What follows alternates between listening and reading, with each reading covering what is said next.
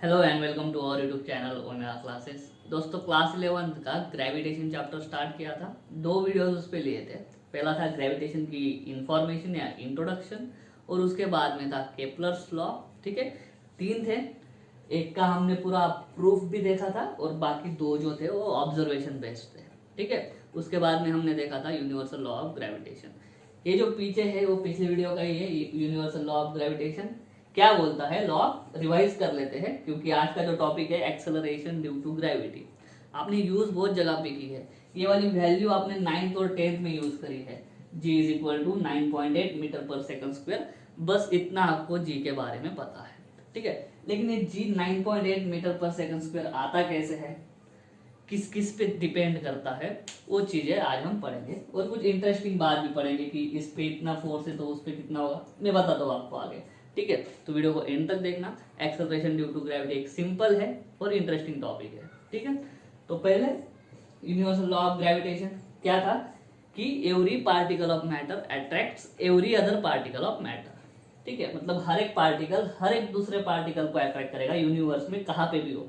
ठीक है, उन दोनों के बीच का डिस्टेंस, मान लो ये दो पार्टिकल्स है, उन दोनों के बीच का डिस्टेंस अगर r है, पहले पार्टिकल के मास m1 है, दूसरे के पास m2 है, तो उन दोनों के बीच का जो ग्रेविटेशनल फोर्स है, ठीक है, उसकी वैल्यू कितनी है, या फिर वो gravitational force is directly proportional to product. Multiplication मतलब प्रोडक्ट ऑफ देयर मासेस, पहले और दूसरे बॉडी के या पार्टिकल के मासेस का product, and inversely proportional to square of distance between them, square of the distance between them। सही है, तो इस तरह से ग्रेविटेशन फोर्स का एक फॉर्मूला बना। क्या फॉर्मूला बना, F, ये बहुत सारे लिखे हैं लेकिन जनरल क्या बनेगा, F कैपिटल G जो होता है वो होता है जो प्रोपोर्शनलिटी कांस्टेंट बोलते हैं ना, वो है।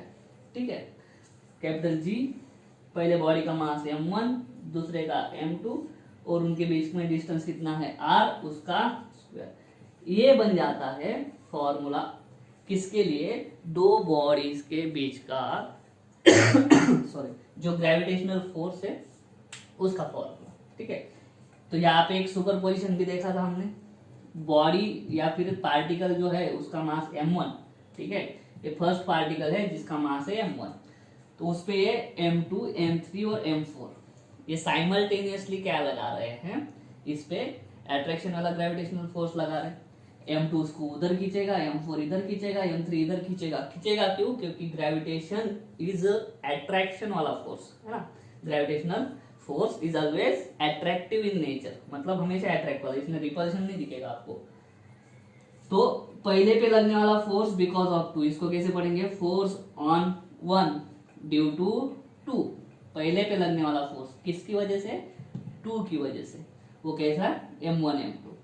वापस पहले पे ही लगने वाला किसकी वजह से, m3 की वजह से, या इस पार्टिकल तो m1 m3, similarly m1 m4। और डिस्टेंसेस लिख लिए r1 r2 r3, तो उस तरह से। और इनकी जो टोटल इस पे फोर्स कितना लगेगा फिर पहले पार्टिकल पे, तो उसके लिए हम कौन सी सम करते हैं, उसके लिए वेक्टर सम करना पड़ता है, अलजेब्रिक नहीं। ठीक है, वेक्टर सम यहाँ पे एक्सप्लेन किया था। मान लो क्या हो गया, m2 और m4 दोनों 4-4 किलो के निकल गए। ठीक है, तो m1 m2 जितना प्रोडक्ट आएगा उतना ही m1 m4 आएगा, क्योंकि m1 दो कॉमन है। और दूसरी चीज, दोनों का डिस्टेंस 3 मीटर का निकल गया, तो आर भी सेम हो गया और डायरेक्शन एग्जैक्ट अपोजिट हो गई, मतलब इस तरह का हो गया। एक इधर लगा रहा है फोर्स जितना, उतना ही एग्जैक्ट अपोजिट उधर लगा रहा है, तो दोनों वेक्टर एक दूसरे को कैंसिल कर देंगे, तो इन दोनों की वजह से टोटल फोर्स इस पे कितना होगा, 0। और जो भी कुछ अट्रैक्शन की डायरेक्शन होगी इस साइड पे होगी। सही है, तो इस तरह से वेक्टर सम करना पड़ता है, अलजेब्रिक सम नहीं करना पड़ता है। ठीक है, तो ये था हमारा यूनिवर्सल लॉ ऑफ ग्रेविटेशन। ठीक है, उम्मीद करता हूँ ये समझ में आ गया होगा। अभी हम देखेंगे आज का topic acceleration due to gravity, है ना। टर्म आपने यूज करी, क्लास 9th में भी यूज करी है, क्लास 10th में भी यूज करा है। फॉर्मूला नहीं पता था आपको, जस्ट क्या पता था, वैल्यू पता था। ठीक है, तो अभी देखते हैं एक्सेलरेशन ड्यू टू ग्रेविटी। चलिए, तो इस चैप्टर में आपको 2 जी आएंगे। एक जी रहेगा कैपिटल जी, जो है यूनिवर्सल ग्रेविटेशनल कांस्टेंट। क्या है, यूनिवर्सल ग्रेविटेशनल कांस्टेंट। और दूसरा आएगा आपको स्मॉल जी, और ये स्मॉल जी होता है उसको बोलते हैं एक्सेलरेशन ड्यू टू ग्रेविटी, जिसकी वैल्यू चेंज होगी।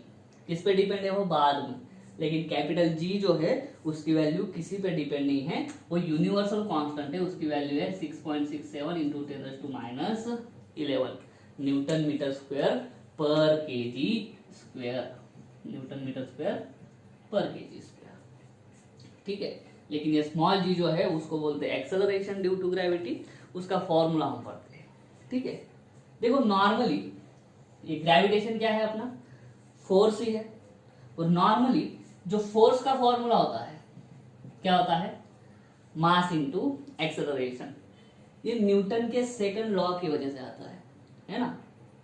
तो फोर्स क्या करता है, बॉडी के अंदर एक्सेलरेशन प्रोड्यूस करता है। सही है, मान लो ये बॉडी है, यहाँ पे रेस्ट में है, उसका इनिशियल वेलोसिटी है 0। ठीक है, इस पे लगा फोर्स, बॉडी एक्सेलरेट हो गई, डिस्टेंस बदला मतलब मूव होने लग गई, मूव हो गई मतलब इसमें कुछ तो वेलोसिटी आ गई, मतलब वेलोसिटी जो पहले u थी अभी कुछ वैल्यू आ गई उसको। तो वेलोसिटी का चेंज होना, rate of change of velocity, इसका मतलब क्या है, rate of change of velocity मतलब एक्सेलरेशन। किसकी वजह से इस बॉडी को एक्सेलरेशन मिला, फोर्स लगा। क्या लगा, फोर्स लगा। बस वही है न्यूटन का second law, force is equal to mass into acceleration. और 9th और 10th में आपने जब ये पढ़ा, ठीक है, ग्रेविटेशन चैप्टर आपको ऑलरेडी था, है ना, तो वहां पे आप किसी भी बॉडी पे जो ग्रेविटी वाला फोर्स है, जो ग्रेविटेशन वाला फोर्स है, वो क्या लिखते हो आप, force is equal to mass into acceleration ही है, लेकिन एक्सेलरेशन ड्यू टू ग्रेविटी। ये जो ये होता है वो वाला एक्सेलरेशन हम यूज करते हैं हॉरिजॉन्टल मोशन के लिए। कौन सा मोशन, हॉरिजॉन्टल मोशन। ठीक है, और जी जो है वो किसके लिए यूज करेंगे, वर्टिकल मोशन। किसके लिए, वर्टिकल मोशन। क्योंकि जब एक बॉडी, मान लो ये अर्थ सरफेस है, एक बॉडी यहां से यहां तक जा रही है, तो उसका अर्थ सरफेस से डिस्टेंस चेंज नहीं हो रहा है। ठीक है, तो यहाँ पे जो भी अर्थ का फोर्स होगा ग्रेविटेशन वाला इस बॉडी पे, वही ग्रेविटेशन वाला फोर्स होगा इस पे। क्यों, मान लो अर्थ का मास है capital M, universal gravitational constant है G, M मतलब इस बॉडी का मास मान लो स्मॉल m। देखो फोर्स का फॉर्मूला क्या है, G m1m2/r²। ये है ग्रेविटेशनल फोर्स का फॉर्मूला, कल देखा, मतलब पिछली वीडियो में। पहली बॉडी है ये वाली, और दूसरी बॉडी हमने क्या ले ली, अर्थ ले ली। दूसरी बॉडी क्या ले ली, अर्थ ले ली। ठीक है, और उनके बीच का डिस्टेंस कितना है, r। तो ये इतना बड़ा है, ठीक है, और अर्थ सरफेस पे यहां से यहां तक का मोशन है। ठीक है, और ये अर्थ का सेंटर है। पहला डिस्टेंस जो है r1 और दूसरा भी मान लो r2। r1 और r2 में ज्यादा फर्क है नहीं, निग्लिजिबल डिफरेंस है। ठीक है, तो r भी सेम रहेगा यहां से यहां तक पूरा। ठीक है, g तो कांस्टेंट ही है, ये बॉडी का मास m यहाँ पे जितना था उतना ही यहाँ पे भी रहेगा, और अर्थ का मास यहाँ पे रहेगा। तो ट्रांसलेशनल या हॉरिजॉन्टल मोशन जो भी होंगे, ठीक है, ट्रांसलेशनल या हॉरिजॉन्टल मोशन या उसको क्या बोलते हैं, लीनियर मोशन, जो भी होंगे उसमें हम एक्सेलरेशन ड्यू टू ग्रेविटी को नजरअंदाज कर देते हैं, देखते नहीं है। ठीक है, लेकिन जो भी मोशन वर्टिकल मोशन होगा, मतलब गेंद को ऊपर फेंकी तो वो नीचे आया। ठीक है, तो ये क्या होगा, बॉल ऊपर जाएंगी तो डिस्टेंस बदलते जाएगा, बॉल नीचे आती जाएंगी डिस्टेंस वापस कम होते जाएगा। ठीक है, यहाँ पे कुछ भी कम ज्यादा नहीं हो रहा था डिस्टेंस, लेकिन यहाँ पे डिस्टेंस कम ज्यादा हो रहा था, और ये वर्टिकल मोशन है। इसकी वजह से वर्टिकल मोशन में ए नहीं यूज करते हैं, क्या यूज करते हैं, जी यूज करते हैं। और ये वर्टिकल मोशन में क्यों यूज करते हैं जी, क्योंकि जब बॉडी ऊपर या नीचे आती है तब ज्यादा बड़ा रोल कौन प्ले करता है, तो ज्यादा बड़ा रोल प्ले करती है हमारी अर्थ उस बॉडी को खींचने के लिए। ठीक है, न्यूटन ने वही तो देखा था, एप्पल गिर गया नीचे आ गया, है ना, क्यों, ग्रेविटेशन की वजह से। तो उस पर ये वाला एक्सेलरेशन नहीं लगा था, उस पर कौन सा एक्सेलरेशन लगा था, ये वाला जी वाला, ठीक है। इस जी की वैल्यू जो गैलीलियो था हमारा साइंटिस्ट जो थे, उन्होंने जी की वैल्यू निकाली थी, कैसे उसका फॉर्मूला हम देखेंगे, ठीक है। अभी तक क्या पता चला है आपको कि जो नॉर्मल हम फोर्स का फॉर्मूला देखते हैं वो है force is equal to mass into acceleration, और जो ग्रेविटी से इसको अपन क्या बोलते हैं, वेट ऑफ द बॉडी, क्या लिखते हैं, वेट लिखते हैं। किसी भी बॉडी पे ग्रेविटेशनल फोर्स जो है वो क्या होता है, उसका वेट होता है, उसका वेट होता है, ठीक है। तो हमें क्या करना है, अभी दो बॉडीज जो ली है हमने, उनके बीच का फोर्स तो पता है आपको, क्या वापस लिखता हूं मैं, रफ कर दिया, G m1m2 अपॉन r²। अभी क्या करते हैं ना, एक बॉडी ले लेते हैं अर्थ, और दूसरी बॉडी ले लेते हैं कोई भी जिसका मास होगा स्मॉल है, और दोनों के बीच का डिस्टेंस क्या है, दोनों के बीच का डिस्टेंस r है। मैं बाद में लाइन ड्रॉ करूंगा, ठीक है। मान लो अर्थ का मास है कैपिटल M, और ये अर्थ का जो शेप है वो एक्सटेंडेड बॉडी है। अर्थ क्या है, एक्सटेंडेड बॉडी, मतलब ऐसे फुगेल है ना। लेकिन हम फॉर सेक ऑफ सिंप्लिसिटी इसको, इसका जो शेप है वो स्पेरिकल लेके चलते हैं। कौन सा शेप पकड़ के चलते हैं, इसका स्पेरिकल। एक्चुअली जो शेप है वो कद्दू जैसा है ना, लेकिन हम सिंप्लिसिटी के लिए स्पेरिकल मान के चलते हैं। उसकी रेडियस पकड़ लो कितनी, कैपिटल R, ठीक है। ये जो बॉडी है उसकी रेडियस पकड़ के चलते हैं स्मॉल r, तो उसका डिस्टेंस हो जाएगा, चलो डिस्टेंस x मान लेते हैं, छोटी सी बॉडी की रेडियस है छोटा r। तो ये वाला फॉर्मूला, अभी ये क्या है, earth is also a body. हम किसका सोच रहे हैं, हम यूनिवर्स के बारे में सोच रहे हैं। यूनिवर्स का जब सोचते हैं तो ये अर्थ क्या है, उसके अंदर से एक छोटी सी बॉडी है, ठीक है, और हम भी क्या है, छोटे छोटे ऑब्जेक्ट्स है ना। तो एक बॉडी है, हो गया एक पार्टिकल हो गया अर्थ, और दूसरा पार्टिकल हो गया ये वाला पार्टिकल। इन दोनों के बीच का फोर्स कैसे निकालोगे, ठीक है, अर्थ एंड कोई एक बॉडी होगी, उन दोनों के बीच का फोर्स कैसे निकालोगे, F is equal to G, पहली बॉडी है अर्थ, उसका मास m1 मतलब पहले बॉडी का मास जो लिखेंगे हम कैपिटल M मतलब मास ऑफ अर्थ, दूसरी बॉडी है स्मॉल m, और उन दोनों के बीच का डिस्टेंस x। अब ये x², r की जगह पे क्या लिखेंगे, r मतलब डिस्टेंस बिटवीन टू बॉडीज। कहाँ से कैलकुलेट करोगे वो बहुत जरूरी है। मान लो यहां से यहां तक की जो हाइट है h है, कल मतलब ये वाला जो लॉ पढ़ रहे थे, हमेशा दो बॉडीज के बीच का जो डिस्टेंस है वो आप कहाँ से गिनोगे, उन बॉडीज के सेंटर ऑफ मास से, है ना। ये एक्सटेंडेड बॉडी अपन कंसिडर नहीं करके चलते हैं। जब भी अपन ग्रेविटेशन या कौन सा भी फोर्स पढ़ते हैं, हम क्या देखते हैं, इस पर्टिकुलर बॉडी का सेंटर ऑफ मास। और जो भी बॉडीज है जिनका शेप सिमेट्रिकल होता है, मतलब अर्थ हो गया, उसके बाद में स्क्वायर हो गया, स्क्वायर नहीं बोलेंगे, क्यूब बोलेंगे, एग्जैक्ट सेंटर ढूंढने का उस पर्टिकुलर बॉडी का, वही सेंटर क्या होता है, सेंटर ऑफ मास। तो ये अर्थ का सेंटर ऑफ मास कहाँ पे आ जाएगा, सेंटर पे। तो इस एक्सटेंडेड बॉडी को अपन एक पार्टिकल समझेंगे, और इस पूरे बॉडी का mass is suppose to be concentrated at this single point. ये जो इतना बड़ा अर्थ है उसका कन्वर्शन हम एक पॉइंट ऑब्जेक्ट में करेंगे, लेकिन जो अर्थ का मास है वही मास कंसिडर करेंगे किसका, पॉइंट ऑब्जेक्ट का। और उस पॉइंट ऑब्जेक्ट को कहाँ पे रखेंगे पूरे यूनिवर्स में, ये जो बॉडी है उसका सेंटर ऑफ मास के जगह पे। मतलब इसका मास भी हम कितना पकड़ के चलेंगे, कैपिटल है, और ये जो बॉडी है उसका मास कितना पकड़ के चलेंगे, स्मॉल है। सेम इसका भी सेंटर ऑफ मास कैलकुलेट करो, इसका भी सेंटर ऑफ मास ढूंढो। कोई नहीं, 4 मीटर है मान लो ये बॉडी, तो 2 मीटर नीचे आ जाएंगे, ठीक है।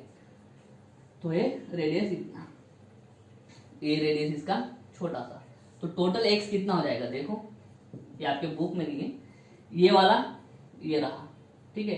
कैपिटल R जितना ऊपर जाएंगे R, वापस यहाँ से यहाँ तक हाइट तक जाएंगे प्लस h, तो वापस यहाँ से इतना R, ये इतना डिस्टेंस है, ठीक है। हमेशा डिस्टेंस लिख लो लगे तो, distance is always calculated between centre of masses of bodies, distance calculation में गलती कर देते हैं।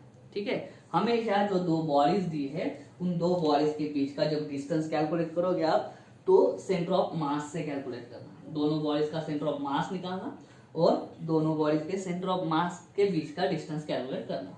ठीक है, वही है इसकी जो बात ध्यान में रखना है फोर्स कैलकुलेट करते वक्त, डिस्टेंस कैलकुलेशन को ध्यान में रखना है। ठीक है, और डिस्टेंस हमेशा कैसे कैलकुलेट होगा, इस तरह से।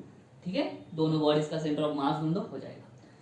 ठीक है, तो चलो, तो ये आ गया हमारा ग्रेविटेशनल फोर्स, और ये भी क्या आ गया हमारा ग्रेविटेशनल फोर्स। ध्यान से सुनो, force acting on any body, ठीक है, ऑन दी अर्थ सरफेस या फिर जो अर्थ सरफेस के अराउंड में है, उसको लिखते हैं एम मतलब mass of that body, mass of that object, और जी होता है एक्सेलरेशन ड्यू टू ग्रेविटी, और आगे लिखते हैं ऑन अर्थ सरफेस। ये हम नजरअंदाज कर देते हैं, लेकिन ऑन अर्थ सरफेस मतलब क्या, अर्थ सरफेस के आसपास या अर्थ के आसपास जितनी भी बॉडीज रहेगी उस पे अर्थ की वजह से ग्रेविटेशनल फोर्स लगेगा, और वो ग्रेविटेशनल फोर्स कितना एक्सेलरेशन प्रोड्यूस करेगा बॉडी के अंदर, जी जितना। तो ये जी जो प्रोड्यूस हुआ है बॉडी के अंदर वो किसकी वजह से, अर्थ के ग्रेविटेशनल फोर्स की वजह से। तो इसके लिए यहाँ पे लिखना बहुत जरूरी है acceleration due to gravity on earth surface. On earth surface लिखना इसलिए भी जरूरी है क्योंकि प्लैनेट जैसे जैसे बदलेगा वैसे वैसे जी की वैल्यू बदलती जाती है। ठीक है, जी जो है एक्सेलरेशन ड्यू टू ग्रेविटी हमारे यहाँ पे 9.8 है अर्थ सरफेस पे। मून के बारे में देखते हैं अपन, मून पे क्या बोलते हैं कि आदमी चलते नहीं है, आदमी ऐसे जंप करते करते चलते हैं। तो जंप करते करते क्यों चलते हैं, वहां पे जी की वैल्यू कम होती है। ठीक है, 6 गुना कम होती है। ठीक है, तो अर्थ जितनी ताकत से हमको नीचे खींच सकती है उतनी स्ट्रेंथ से मून पे हम नीचे नहीं खींचे जाते हैं। ठीक है, तो हम धीरे धीरे नीचे आते हैं। कैसे, धीरे धीरे, तो जंप करते करके चलना पड़ता है वहां पे, एक्सेलरेशन ड्यू टू ग्रेविटी की वैल्यू वहां पे कम है। तो ये फोर्स जो है क्या है, इस बॉडी पे लगने वाला फोर्स किसकी वजह से, अर्थ की वजह से। और ये वाला फोर्स भी हम 9th-10th में लिखते आए हैं, क्या, उसी बॉडी पे लगने वाला फोर्स जिसका मास m है, जिसका मास क्या है, m है। ठीक है, और कौन उस पे फोर्स लगा रहा है, अर्थ उस पे फोर्स लगा रहा है, वो भी यही है। दोनों को इक्वेट कर दो, इसको इक्वेशन नंबर 1 बोलेंगे, इसको इक्वेशन नंबर 2 बोलेंगे, क्योंकि दोनों साइड फोर्स है। तो mg इज इक्वल टू, ये लिखेंगे gmm अपॉन x²। ये वाला फॉर्मूला सीधा force is equal to mass into acceleration से लिखा, और ये वाला फॉर्मूला हमने लिखा न्यूटन के लॉ से, न्यूटन के ग्रेविटेशन वाले लॉ से। दोनों को इक्वेट कर दो, दोनों साइड का mm cancel, g is equal to gm upon x², where x is the distance which is calculated between the center of the masses। दोनों बॉडीज के जो सेंटर ऑफ मास है उनके बीच का डिस्टेंस निकालना होता है। ठीक है, तो ये आ गई आपकी g की वैल्यू। मान लो अभी देखना क्या है, g जो है वो होता है यूनिवर्सल ग्रेविटेशनल कांस्टेंट। ये है m मतलब क्या, कैपिटल M। कैपिटल M मतलब mass of the, in this case क्या है, अर्थ, और बाकी अलग अलग प्लैनेट के लिए लिखेंगे mass of the planet. Capital G की वैल्यू कांस्टेंट, पर्टिकुलर प्लैनेट का मास कांस्टेंट होता है, और x मतलब क्या, डिस्टेंस। हाँ, अभी ये बॉडी का डिस्टेंस आप जैसे जैसे चेंज करते जाओगे वैसे वैसे g की वैल्यू चेंज होती जाएगी। लेकिन अगर मान लो हम क्या लिखते हैं, ऑन अर्थ सरफेस, अगर यही बॉडी यहाँ पे ना होके अर्थ सरफेस के बिल्कुल करीब होती है, ठीक है, तो ये रेडियस इतना ज्यादा होता है अर्थ का। ठीक है, मान लो एक कोई बॉडी है, ठीक है, अर्थ सरफेस थोड़ा नीचे है मेरे से, ये एक छोटी सी बॉडी, इसके रेडियस के कंपैरिजन में अर्थ का जो रेडियस है वो बहुत बड़ा है। तो ये जो इतना डिस्टेंस होगा अर्थ सरफेस के ऊपर का, इसको हम क्या कर देंगे, निग्लेक्ट। और निग्लेक्ट कब करना है कब नहीं करना है वो भी न्यूमेरिकल जब आएगा तब समझेंगे। क्या है, जब आपको बोला जाता है कि बॉडी अर्थ सरफेस के करीब है, न्यूमेरिकल में लिखा होगा वैसे, जैसे ही न्यूमेरिकल में लिख देंगे वो कि जो बॉडी है अर्थ सरफेस पे है या अर्थ सरफेस के करीब है बहुत सारे, ठीक है, और कभी कभी हाइट नहीं दी होगी, कभी कभी हाइट नहीं दी होगी, है ना। तो उस केस में हमको कंसीडर करके चलना होता है कि बॉडी जो है अर्थ सरफेस के एकदम करीब है, ये वाला डिस्टेंस हमको क्या करना है, निग्लेक्ट करना है। एक्स की जगह पे हम क्या डाल सकते हैं, एक्स की जगह पे हम डाल सकते हैं आर। तो ऑन अर्थ सरफेस अगर लिखेंगे तो हमको एक कांस्टेंट वैल्यू मिल जाएंगी। कैसे, g is equal to capital G capital M, और ये डिस्टेंस ऊपर वाला निग्लेक्ट कर देंगे, ये क्या बचा सिर्फ r। तो r का स्क्वायर, x की जगह पे क्या डाल देंगे, डिस्टेंस ही है ना, क्या लिख देंगे डिस्टेंस की जगह पे r, ये वाला निग्लेक्ट। ठीक है, तो मास जो है, देखो मास जो है अर्थ का वो है 6 × 10⁻24 kg, और रेडियस जो है 6400 किलोमीटर। इस किलोमीटर का कन्वर्जन कर लेना किसमें, मीटर में, कितना 6400 × 10⁻³ मीटर। जी की वैल्यू पता है, कैपिटल एम की मैंने बता दी, कैपिटल आर की मैंने बता दी। इसमें अगर वैल्यू डालेंगे तो जी इज इक्वल टू आ जाता है 9.8 मीटर पर सेकंड स्क्वायर। हम ये रेडीमेड यूज करते आए हैं क्लास 9 और 10 में, लेकिन उसकी वैल्यू अर्थ सरफेस पे इस तरह से कैलकुलेट होती है। तो ये g की वैल्यू जो है वो किस पे डिपेंड है, the g value of small g is dependent only on the properties of the planet. g का जो फॉर्मूला है उसमें ये बॉडी का मास कहीं पे नजर नहीं आ रहा है। स्मॉल g के फॉर्मूले में कभी स्मॉल m दिख रहा है क्या, कैंसिल हो चुका ऑलरेडी। ठीक है, तो g के फॉर्मूला में स्मॉल m नहीं दिखता है। इसका मतलब क्या है, g जो है not depend on mass of object. Object के मास पे डिपेंड नहीं करता, वो ऑब्जेक्ट किस प्लैनेट पे है उस प्लैनेट के मास पे डिपेंड करता है। ये प्लैनेट का मास है, ऑब्जेक्ट का मास नहीं है। ठीक है, तो इररिस्पेक्टिव ऑफ द ऑब्जेक्ट का मास, ऑब्जेक्ट का मास कितना भी हो उससे कोई लेना देना नहीं। सभी ऑब्जेक्ट्स पे, एक ऑब्जेक्ट है जिसका मास है 100 ग्राम, ठीक है, और दूसरा ऑब्जेक्ट है जिसका मास है 1 टन। 1 टन मतलब मान लो 1000 किलोग्राम, है ना। तो 100 ग्राम वाला ऑब्जेक्ट पे भी उतना ही एक्सेलरेशन लगेगा, और 1 टन वाला जो ऑब्जेक्ट है उस पे भी उतना ही एक्सेलरेशन लगेगा। ठीक है, आप बोलोगे जिसका मास ज्यादा है उस पे ज्यादा एक्सेलरेशन लगेगा, वैसा नहीं होता है। अर्थ सभी बॉडीज को सेम एक्सेलरेशन से खींचती है नीचे। ठीक है, क्योंकि जो एक्सेलरेशन है, एक्सेलरेशन ड्यू टू ग्रेविटी, वो डिपेंड नहीं करता कि ऑब्जेक्ट का मास कितना है, वो सिर्फ प्लैनेट के मास पे डिपेंड करता है। अगर आपको बोला, सीईटी में क्वेश्चन आ सकता है कि मान लो एक पीस ऑफ पेपर है, ठीक है, 10 ग्राम का, वो किसी हाइट से नीचे गिरेगा, ठीक है, और दूसरा केस बताएंगे एक ट्रक ले लो, उसको भी अर्थ के ऊपर से ट्रक को गिराएंगे सेम हाइट से, तो किसमें एक्सेलरेशन ज्यादा होगा। ठीक है, तो आपका जवाब होगा कि दोनों में एक्सेलरेशन सेम होगा। ठीक है, क्योंकि जो एक्सेलरेशन है वो मास के, बॉडी के मास पे डिपेंड नहीं करता। पेपर का मास कितना है, ट्रक का मास कितना है, उस पे एक्सेलरेशन की वैल्यू डिपेंड ही नहीं करती। तो दोनों सेम एक्सेलरेशन से नीचे आएंगे, दोनों सेम एक्सेलरेशन से नीचे आएंगे। सीईटी में ये ट्रिकी क्वेश्चंस होते हैं। ठीक है, तो एक्सेलरेशन कभी भी, एक्सेलरेशन ड्यू टू ग्रेविटी, ये बॉडी के मास पे डिपेंड नहीं करता, ये ध्यान में रखो। ठीक है, हमेशा प्लैनेट की प्रॉपर्टीज पे, मतलब क्या, प्लैनेट का मास कितना है, प्लैनेट की डेंसिटी कितनी है, प्लैनेट का रेडियस कितना है, ठीक है, वो सारी चीजों पे क्या करता है, acceleration due to gravity depend करती है। ये वाली फॉर्मूला जो है गैलीलियो ने ऑलरेडी बता दिया था। ठीक है, तो ये वाला कंसेप्ट है एक्सेलरेशन ड्यू टू ग्रेविटी। ठीक है, कल के लिए एक बात देखते हैं। मान लो अर्थ, ठीक है, अर्थ थी हमारी, ये है अर्थ पे क्या था, एक पेड़ था, और नीचे हमारा बंदा न्यूटन था। यहां से क्या हुआ, एक एप्पल नीचे गिरा, यहाँ पे क्या हुआ, एक एप्पल ऐसा नीचे गिरा।